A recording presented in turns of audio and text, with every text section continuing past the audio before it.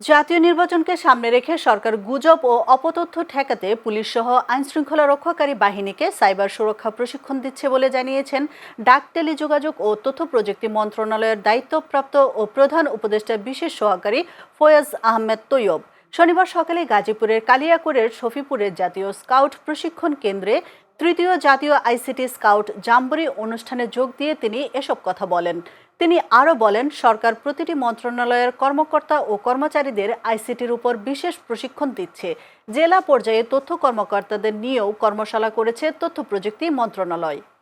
নির্বাচনের আগে গুজব এবং অপতথ্যের ছড়াছড়ি, যেটাকে আমরা ইনফরমেশন, ম্যাল ইনফরমেশন ইত্যাদি বলে থাকি, তো সেজন্য আমরা আইসিটি থেকে বিভিন্ন স্তরের ট্রেনিংয়ের আয়োজন করেছি। আমরা প্রথমে বিভিন্ন মন্ত্রণালয়ের যে ইনফরমেশন তথ্য অফিসার আছেন তাদেরকে নিয়ে আমরা একটা ট্রেনিং দিয়েছি। সেই ট্রেনিংয়ে দুটো কম্পোনেন্ট ছিল, একটা হচ্ছে ডিজিটাল ভেরিফিকেশন আর আরেকটা হচ্ছে ডিজিটাল ভেরিফিকেশনে আমরা ফ্যাক্ট চেকিং করি, মিস ইনফরমেশন, ম্যাল ইনফরমেশন ইত্যাদি নিয়ে কাজ করি। আমরা তাদেরকে টুলগুলো কী কী টুল ব্যবহার করে এই বিষয়গুলো ভেরিফাই করা যায় সেই সম্পর্কে একটা ট্রেনিং দিয়েছি।